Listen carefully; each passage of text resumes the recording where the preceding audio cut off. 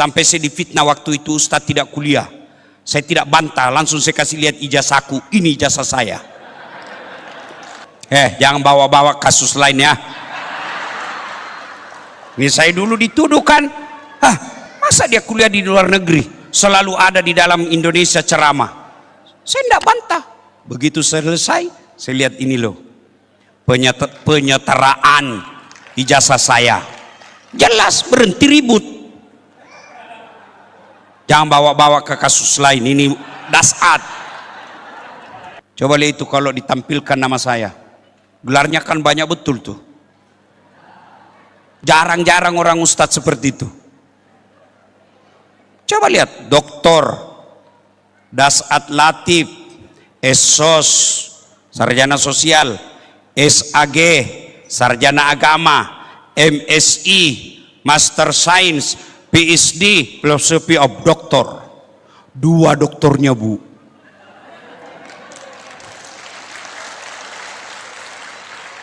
Mungkin banyak orang 2 doktornya, tapi sama disiplin ilmunya. Saya beda disiplin ilmu. 1 doktor komunikasi, 1 doktor hukum Islam. Mungkin ada yang beda disiplin ilmunya, tapi sama-sama negaranya. Saya beda negara. 1 dalam negeri, 1 luar negeri. Bersamaan pula waktunya. Tidak masuk di akal itu. Bapak Ibu, saudara-saudara sekalian, teristimewa para ulama yang kami muliakan, bapak-bapak pejabat sipil militer TNI Polri, dan terkhusus yang mewakili Rektor Undiksa, Bapak Wakil Rektor 3. Prof, Bapak ini hebat, bisa mewakili rektor. Rektor tidak bisa mewakili Bapak. Masya Allah. Pak, seandainya saya perempuan, saya jatuh cinta sama Bapak. Kenapa? Semenjak saya ketemu Bapak, senyum terus. Coba lihat tadi Bapak sambutan, begini sambutannya itu tadi. Masya Allah. Orang kalau mau marah, ketemu Bapak pasti berhenti marah. Senyum terus. Dan dalam Islam, senyum itu ibadah. Masya Allah. Saya juga dosen, Prof. Saya berpikir, pantas Bapak Prof diangkat jadi pembantu wakil rektor 3 bidang kemahasiswaan. Kenapa? Cocok menghadapi mahasiswa. Senyum terus Bapak ini, Masya Allah. Nah, ringkas kisah, karena waktu terbatas, tolong doakan sambil baca Fatihah dengar ceramah saya, supaya suara saya stabil. Suara saya mulai gangguan, Pak. Ya, pertama, kenapa ini berdiri, Prof? Universitas Undiksa, kenapa dia berdiri? Ada yang bisa jawab? Saya kasih kau hadiah. Nah, siapa bisa jawab? Uang Ustadz ini berkah, beda uangnya Kapolres. Ada yang bisa jawab? Ayo sini kau, sini. Apa jawabannya? Nah, cepat. Syarat berdirinya universitas. Cepat. Nah, ya. Kenapa bisa berdiri ini Universitas Undiksa? Terima kasih. Ya, langsung saja. Ya. Untuk menjalankan Tridharma Perguruan Tinggi. Itu tujuannya. Ini apa, Pak? Sudah wes. Ya Allah. Ya. Oke. Oh, foto juga. Sudah. Nah, ayo. Halo Ibu.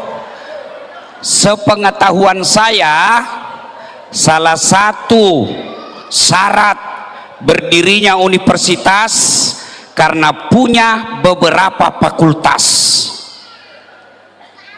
Tidak ada universitas satu saja, fakultas teknik saja, tidak ada. Tidak ada universitas hanya jurusan teknik saja.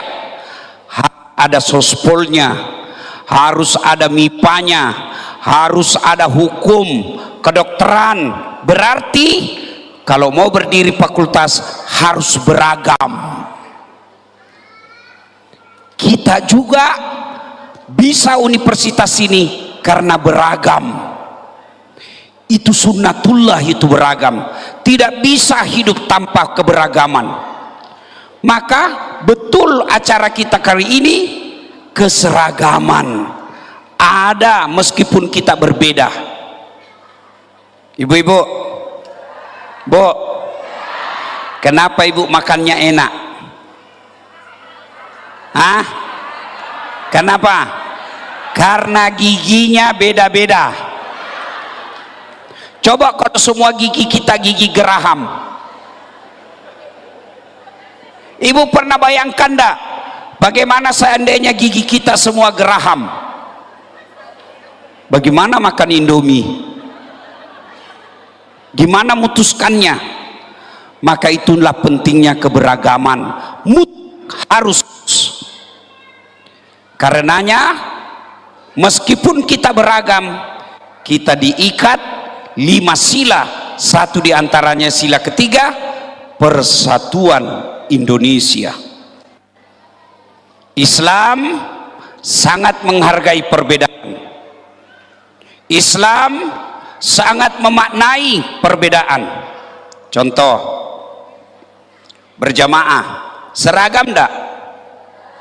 Seragam enggak? Mulai saat kita harus ada imam, harus ada makmum. Masa berjamaah imam semua? Iya kan? Masa berjamaah makmum semua? Imam harus ada. Berarti dari situ saja ada berbeda. Kemudian mazhab takbir, berbeda-beda orang takbir. Coba lihat orang takbir, Bu. Nah, ada orang takbir begini.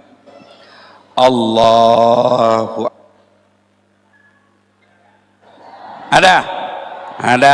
Ada juga yang begini.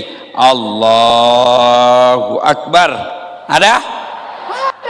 Ada juga yang Allahu Akbar. Ada. Iya toh? Ada juga yang terlalu semangat. Allah.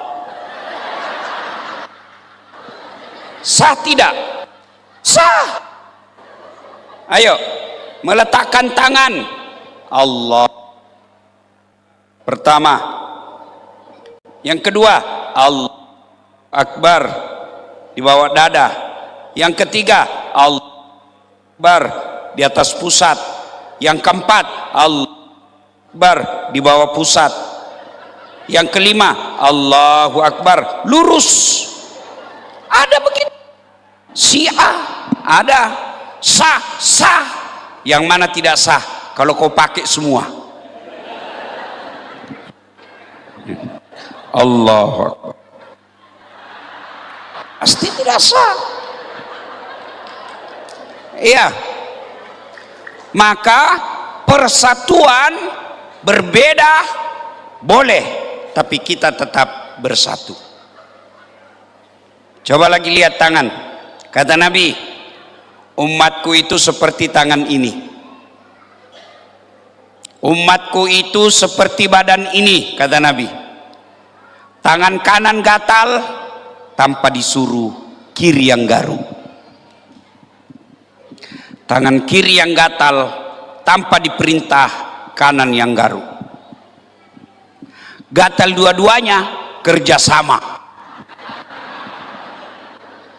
Iya kan? Nggak ada orang gatal tangan kanannya dia bilang, hah, rasa kau gatal sendiri, kau garuk sendirilah kau. Iya kan? Iya. Anak muda lagi jalan-jalan malam minggu, jalan-jalan, tahan tuh kakinya, sek. Kaki tahan tuh, seluruh badan ikut merasakan. Pertama jalan, tahan tuh kaki, pertama bereaksi mulut. Aduh. Yang kedua mata mencari. Yang ketiga mulut meniup. Yang keempat tangan mengusap. padahal kaki yang bermasalah. Tidak ada orang kakinya tahan tuh, kata mulutnya, kau rasa kau rasa jalan kau terus. Iya, contoh lagi, terjadi unjuk rasa di negeri jasmania. Kenapa? Terjadi sakwa sangka, prasangka buruk. Badan ini kebetulan bersangka buruk.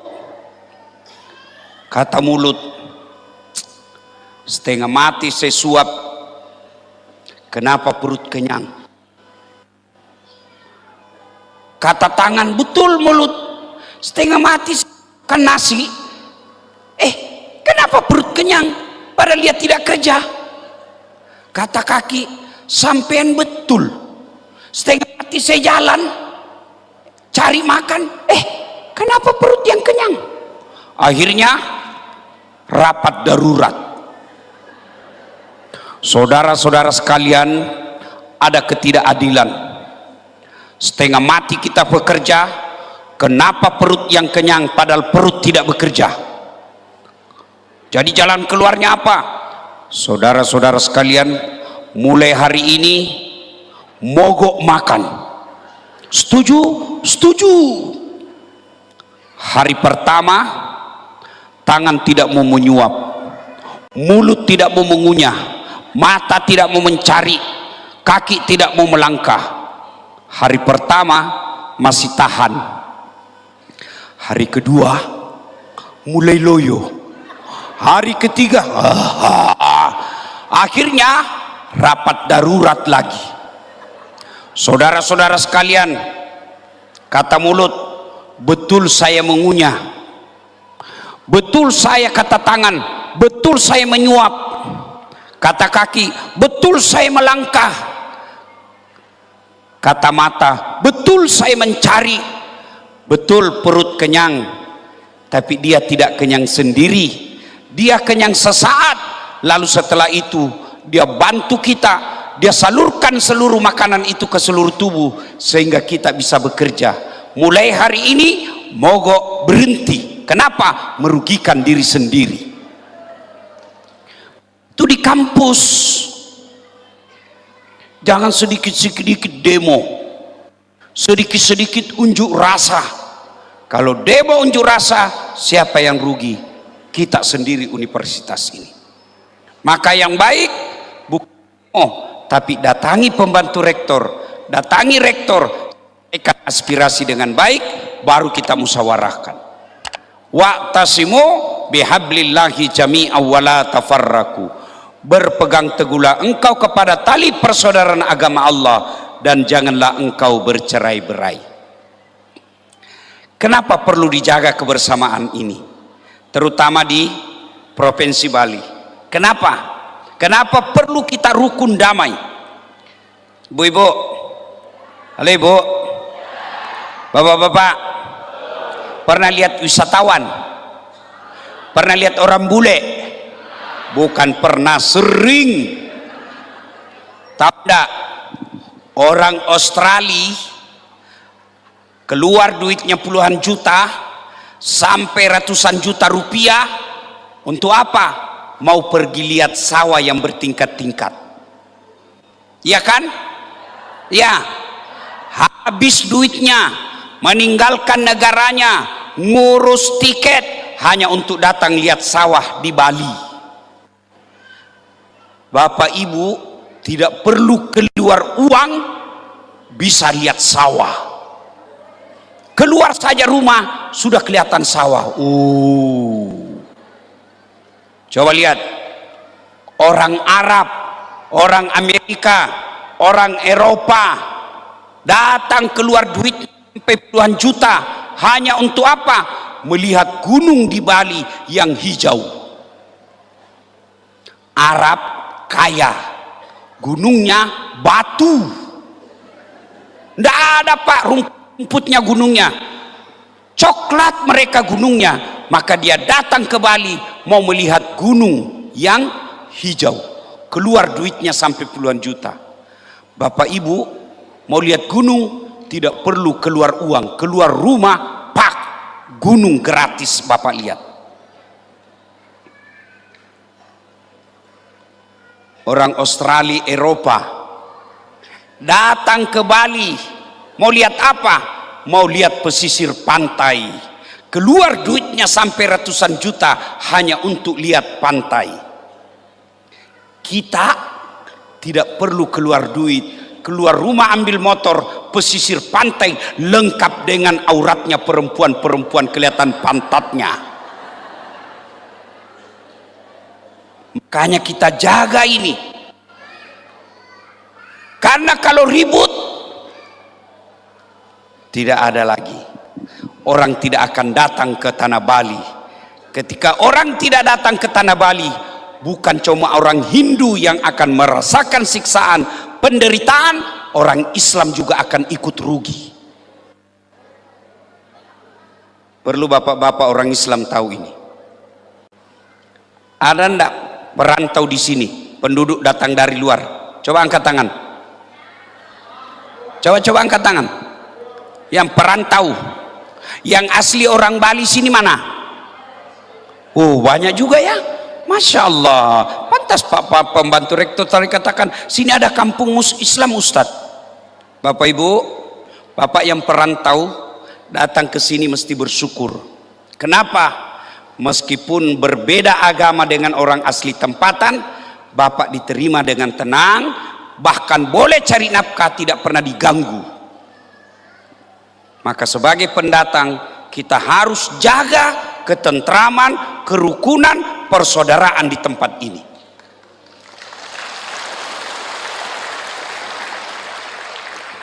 Ibu-ibu, tahu enggak dari mana itu Islam? Dari mana asalnya? Negara Arab.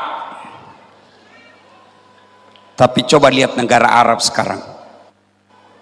Syam yang disebut dalam Quran, Syria sekarang, coba lihat kasihan. Gaza, lihat sekarang. Kita di sini bisa dakwah, bisa tabligh akbar di tengah-tengah perkampungan non muslim karena kita damai.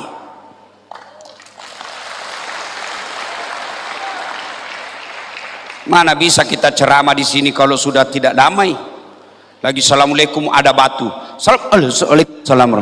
Marilah kita menjatkan puji. Mana bisa? Makanya semua kita wajib menjaga kerukunan ini. Boleh berbeda agama, jangan hina agamanya orang. Jelas dalam Quran dijelaskan, jangan kau hina Tuhan. Itu namanya kebersamaan.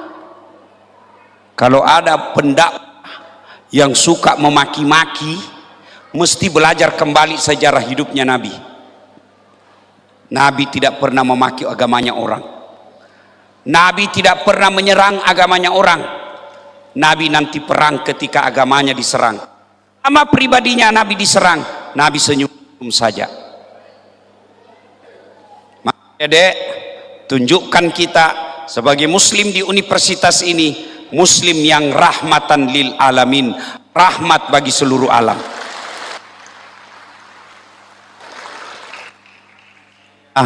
Maaf saya Pak pembantu, kalau mau melihat Islam yang rahmatan lil alamin, kalau boleh usul ya, diusul saja ini sebagai universitas.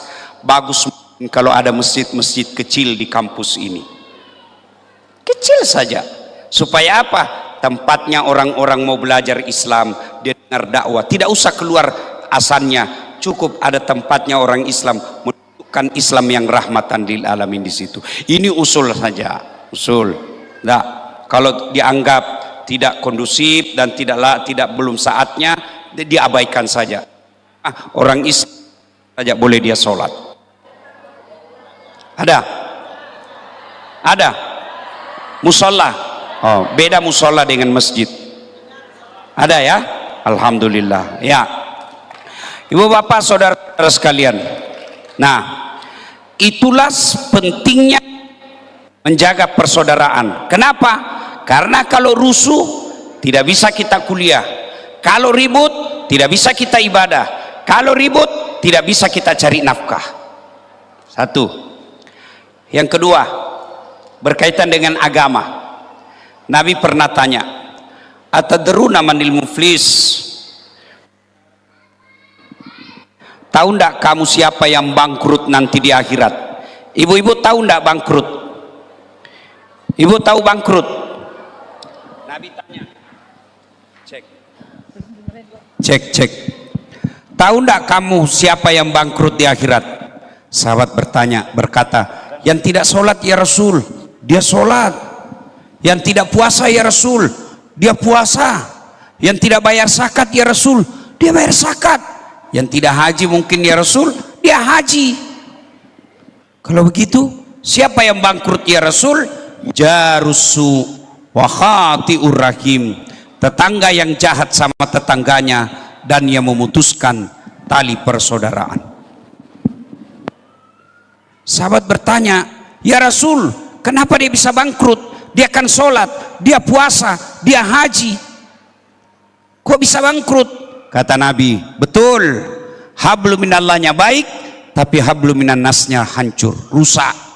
Tetangganya dia ganggu, di kampus dia suka merusak-rusak, dia suka mengganggu tetangganya, dia ambil haknya tetangganya, maka dia bangkrut nanti di akhirat. Ketika di store sholatnya, ya Allah ini sholatku, datang tetangganya, tunggu dulu, saya pernah bertetangga itu dulu, dia serobot pagar saya, dia ambil tanahku 30 cm, gara-gara pagarku dia ambil 30 cm, saya tidak punya got, setiap hujan pasti kebanjiran rumah saya, 30 tahun saya selalu kebanjiran, saya minta keadilan. Allah berfirman, ya sudah, ambil sholatnya, habis sudah sholatnya bu. Dia setor puasanya, ya Allah ini puasaku, datang lagi tetangganya, tunggu dulu, saya pernah sama-sama caleg, dia fitnah saya, katanya anakku yang keriting rambutnya bukan anaknya suamiku, karena suamiku lurus rambutnya. Gara-gara fitnahnya saya kalah, padahal sudah jual rumah. Allah berfirman, ya sudah, ambil puasanya. Dia setor lagi hajinya, ya Allah ini hajiku, tunggu dulu, saya pernah sama-sama ngajar tuh di Undiksa, ditunda kepangkatan saya, ditunda guru besar saya, gara-gara dia sentimen dan dia fitnah saya.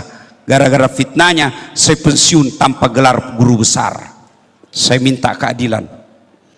Allah berfirman, ya sudah, ambil hajinya, habis amalnya bu, habis semua amalnya, masih ada yang datang, saya juga pernah disakiti. Lalu dia berkata ini orang, ya Allah bagaimana lagi, sudah habis amalku. Kata Allah, tidak ada kebatilan yang tidak ada balasannya hari ini, karena sudah habis amalmu, ambil dosanya orang yang pernah kau sakiti. Itulah pentingnya orang Islam menjalin persaudaraan. Itulah sebabnya kita orang Islam selesai Idul Fitri, habis dosa-dosa kepada Allah, maka ulama kita khususnya di Indonesia menganjurkan halal bihalal. Apa itu halal bihalal? Menyambungkan tali persaudaraan yang pernah putus. Oh, pesan pertama. Yang kedua, ini buat adik-adik nih. Adik-adik mau sukses enggak? Semua kan mau hebat, iya kan? Ya. Resep saya pertama, jaga sholatmu.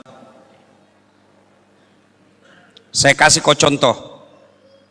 Saya akrab dengan pembantu rektor, Prof. Saya datang ke sini, saya telepon beliau, Prof, saya ini ada di Buleleng, ya. Saya mau jalan-jalan cari sekampung saya orang Bugis, tapi tidak ada mobil saya, Prof. Kata Prof, tunggu dulu ya, saya telepon staf saya. Beliau telepon stafnya, Dek, ada Ustadz Dasat itu di bandara, tolong kau jemput dia ya. Pas lihat saya kasih sediakan mobil, jangan lupa sediakan oleh-oleh. Siap. 1 jam kemudian datang stafnya, Prof. Ustadz, jadi ada kiriman kendaraan dari Prof, Silakan pakai selama Ustadz di Bali, dan ini juga oleh-olehnya. Selesai urusan saya soal mobil. Kenapa? Saya akrab sama yang punya mobil. Sebaliknya, adik dari Universitas Hasanuddin, tidak pernah kenal beliau, tidak pernah ketemu, tidak pernah dengar namanya, datang ke sini, "Assalamualaikum Prof, pinjam dulu mobilnya Prof." Siapa ditelepon Prof? Siapa? Polisi.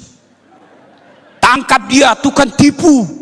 Tidak pernah kenal kok pinjam mobil, pasti tukang tipu. Begitu juga dengan Allah. Siapa yang punya dunia? Siapa yang punya dunia? Jawab, siapa yang punya dunia? Bagaimana dunia kau bisa berjaya kalau yang punya dunia kau tinggalkan? Ada masalah dalam kuliah. Ya Allah, capek saya sudah hadapi masalah saya ini. Ada masalah dalam rumah tangga. Ya Allah, capek saya sudah menghadapi masalah ini. Capek sudah saya hidup ini ya Allah. Allah sampaikan kepada malaikat. Malaikat, karena dia sudah capek hadapi hidup, cabut nyawanya.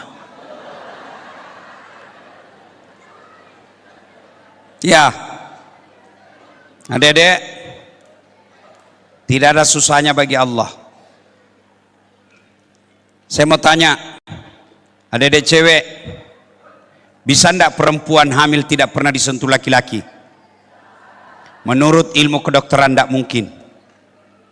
Tapi kalau Allah mau, bisa. Siapa? Siti Maryam, wanita suci, tidak pernah disentuh laki-laki, melahirkan Isa alaihissalam. Cuma sekarang banyak cewek mau saingan dengan Siti Maryam. Hamil tidak ada suaminya, beleng-beleng. Pak, ada ndak yang pernah tidur ndak pernah bangun-bangun 2 hari? Tidur terus ndak pernah bangun-bangun 2 hari? Ada ndak? Kecuali bapak namanya koma, sakit, ndak mungkin. 24 jam saja pening kepala. Tapi kalau Allah berkehendak, 309 tahun tidur tidak pernah bangun. 309 tahun. Siapa? Ashabul Kahfi. Baca dalam Quran. Ini adik-adik nih yang di sini. Bisa hidup enggak kalau masuk perut ikan? Bisa hidup? Enggak kalau saya ikan masuk dalam perutku. Tapi kalau Allah yang berkehendak, Nabi Yunus 40 hari dalam perut ikan, hidup, ada dalam Quran. Enggak percaya, berhenti kau jadi Islam. Itu ada dalam Quran.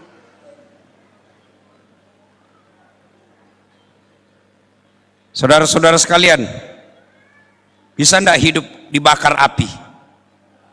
Bakar api sangat besar, bisa hidup? Kalau Allah bilang mau, boleh. Siapa? Ibrahim alaihissalam. Semua tidak masuk akal. Kalau Allah berkehendak, tidak ada yang tidak masuk akal. Maka adik-adik, gampang jadi pegawai negeri, gampang jadi pengusaha, gampang punya rumah mewah. Caranya, dekati yang punya dunia. Kalau Allah yang kasih kamu, tidak ada yang mustahil di sisi Allah. Caranya, sholat. Adik-adik nih, yang mahasiswa yang cakep-cakep, kamu berdoa, ya Allah, bukakan pintu rezekiku. Ya Allah, mudahkan saya kuliah. Ya Allah, mudahkan saya sarjana. Ya Allah, lapangkan lapangan kerja saya. Kamu pikir Allah tidak dengar? Allah dengar itu. Semua doanya ibu Allah dengar. Makanya Allah jawab, kalau begitu sini kamu, hayya ala sholah. Sini, saya kasih. Lalu Allah sambung, hayya alal falah. Adik-adik tahu enggak itu artinya hayya alal falah, panggilan solat? Hayya alal falah. Itu maknanya Allah berfirman, "Dasat, sini kamu, saya kasih kamu apa yang kamu minta." Arti hayya alal falah itu kan mari menuju kemenangan. Apa itu kemenangan? Yang kamu minta. Kamu mau minta anak soleh, sini saya kasih kamu. Kamu mau lapangkan pekerjaanmu, sini saya kasih kamu. Cuma apa jawaban kita? tunggu. Hayya 'alal falah, tunggu. Coba di sini ada Pak tentara, Pak Kapten. Ini beliau pasti kalau ada jabatan, misalnya Pak Dandim dan Ramil, Kapolres, ada kan ajudan? Ya Pak ya? Tentara ada ajudannya kalau dia komandan. Coba itu kalau komandannya panggil, ajudan, itu biar ajudan, biar dia lagi tidur, makan kacang, langsung lompat, siap komandan. Kalau perlu dia makan itu kacang dengan kul, siap komandan, siap, siap, siap. Ada enggak kira-kira ajudan dipanggil, ajudan, tunggu dulu komandan? Enggak mungkin. Manusia, kamu tidak berani katakan tunggu. Lalu kenapa ketika Allah memanggilmu, hayya 'alal falah, sini, tapi kau jawab tunggu?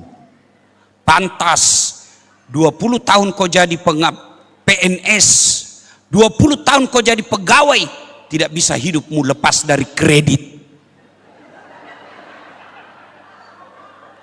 Kenapa? Yang punya dunia kau sudah menunggu. Maka adik-adik, kalau kau mau hebat, sukses, pelihara sholatmu. Yang kedua, birrul walidain. Berbuat baiklah kepada kedua orang tuamu. Yang namanya orang tua, dia rela jual warisan dari bapaknya untuk kau kuliah. Dia rela pura-pura tidak butuh sesuatu, dia tabung uangnya untuk pembayaran bulananmu. Dia rela menunda pergi umroh untuk anaknya bisa kuliah. Maka balasannya kamu sebagai anak, persembahkan nilaimu yang terbaik kepada orang tuamu. Tidak ada mustahil kalau Allah. Caranya Ustadz, gimana? Boleh amalkan amalan saya. Coba lihat itu kalau ditampilkan nama saya. Gelarnya kan banyak betul tuh. Jarang-jarang orang Ustadz seperti itu.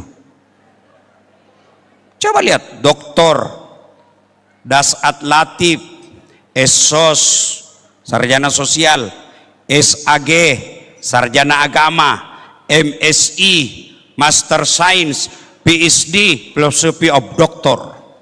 2 doktornya Bu.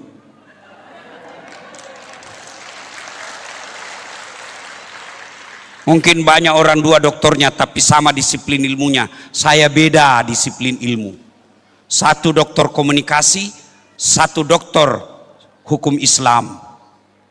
Mungkin ada yang beda disiplin ilmunya, tapi sama-sama negaranya. Saya beda negara, 1 dalam negeri, 1 luar negeri. Bersamaan pula waktunya.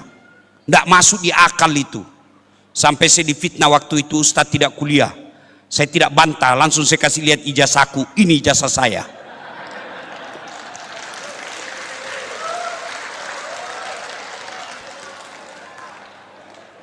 Jangan bawa-bawa kasus lain ya. Ini saya dulu dituduhkan, masa dia kuliah di luar negeri, selalu ada di dalam Indonesia ceramah. Saya tidak bantah. Begitu selesai, saya lihat ini loh, penyetaraan ijazah saya. Jelas, berhenti ribut.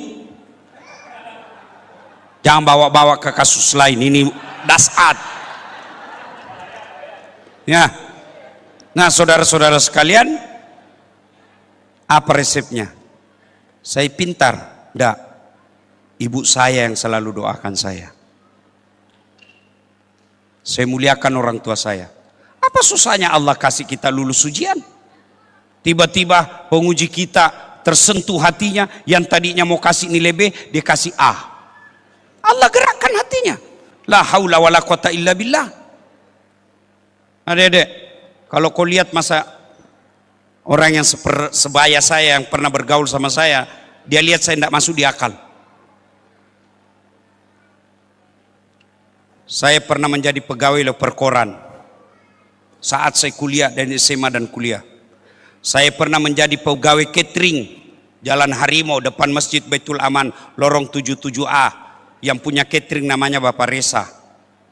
Saya bilang sama dia, Pak, tidak usah kasih gaji saya, cukup kasih makan saya 2 kali sehari bersama adik saya. Saya bawa itu catering makanannya. Saya pernah jadi guru ngaji keliling, jalan kaki pergi ngajar ngaji. Jadi tukang cuci, naik sepeda BMX dari Jalan Harimau ke Jalan Antang, berkilo-kilometer. Dicuri lagi sepeda BMX saya. Sampai sekarang saya belum tahu siapa pelakunya.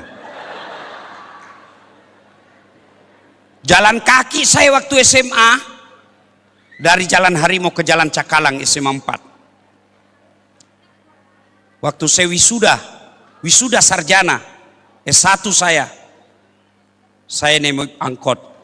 Saya bungkus saya punya baju toga dengan jubah. Saya bungkus, kenapa? Saya malu pakai angkot baju toga. Saya bungkus dalam kantong kresek, sampai di kampus Unhas, saya cari toilet untuk pakai baju. Tidak ada orang tua saya yang hadir. Karena orang tua saya tidak bisa bayar angkot dari kampung saya.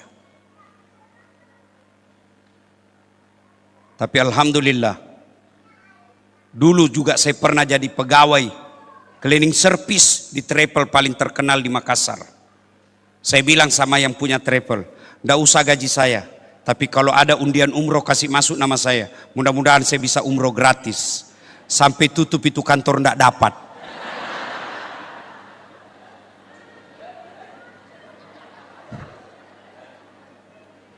Dengan izin Allah. Adik-adik ini motivasi ya, jangan, tidak usah di-share. Motivasi aja. Bukan bermaksud sombong, supaya kalian itu memuliakan orang tuamu. Dengan izin Allah. Kalau dulu saya pegawai jalan kaki, sekarang saya sudah punya kendaraan beberapa unit. Bahkan ada kendaraan yang saya pakai kira-kira di Makassar belum cukup 5 unit seperti itu. Dengan izin Allah. Kalau dulu saya pegawai catering, bahkan dibilang dihina di kampung, tidak ada yang muliakan. Orang tua saya kadang-kala tidak diacukan saja.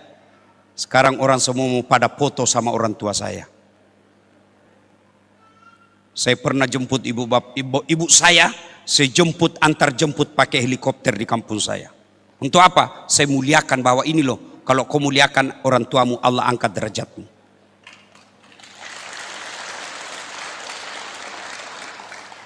Dulu saya cleaning service di travel, tidak dapat. Alhamdulillah sekarang saya punya travel sendiri. Bahkan bisa menghajikan, mengumrohkan orang. Dengan izin Allah. Dulu saya setengah mati cari beasiswa. Sekarang saya yang kasih orang beasiswa. Dengan izin Allah. Tidak ada yang mustahil bagi Allah. Yang penting, hablum minallah perbaiki sholat, hablum minas orang tuamu kau memuliakan. Cuma sekarang anak-anak lebih hormat sama pacarnya daripada orang tuanya. Betul-betul kau semua pelakunya.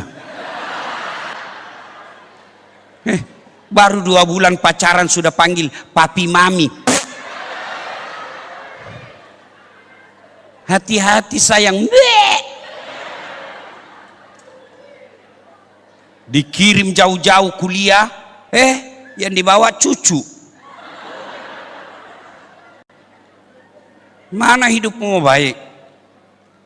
Kalau sama cowoknya jabat tangan, iya kak. Sama bapaknya, percaya deh, kalau kau durhaka dan kau sakiti hati orang tuamu, bisa jadi kau sarjana, tapi kelak kau akan jadi sarjana pengangguran. Kenapa? Allah cabut keberkahan ilmu yang ada dalam dirimu. Tapi orang tua saya tidak sholat, bukan urusanmu. Orang tua saya tukang judi, bukan urusanmu. Orang tua saya kawin lagi, bukan urusanmu. Urusanmu muliakan orang tuamu, Allah yang muliakan hidupmu. Ridha Allah fi ridal walidain. Ridanya Allah tergantung ridanya orang tua. Termasuk orang tua, muliakan dosenmu. Itu orang tua itu. Sekarang anak-anak dia gosip dosennya di grup. Kau ketawa karena kau semua pelakunya.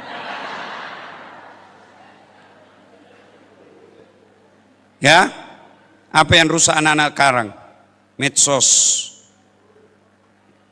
Medsos ibarat pedang bermata dua. Kalau kau salah, dia akan robek dirimu. Kalau dia baik, dia akan robek penghalang masa depanmu. Cuma anak-anak sekarang bikin konten tidak mendidik, tidak ada gunanya. Hai guys, kita lagi makan sate guys. Apa kau dapat guys? Saya juga heran itu perempuan. Kalau foto harus miring kepalanya, kasih keluar lidahnya.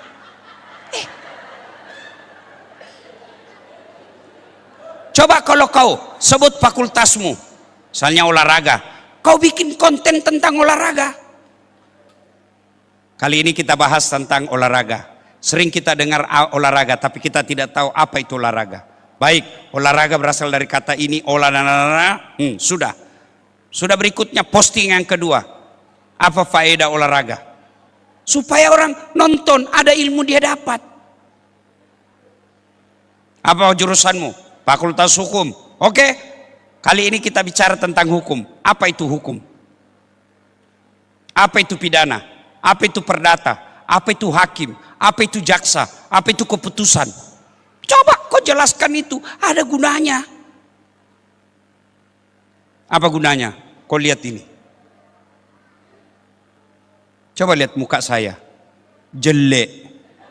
Hidung pesek. Hitam.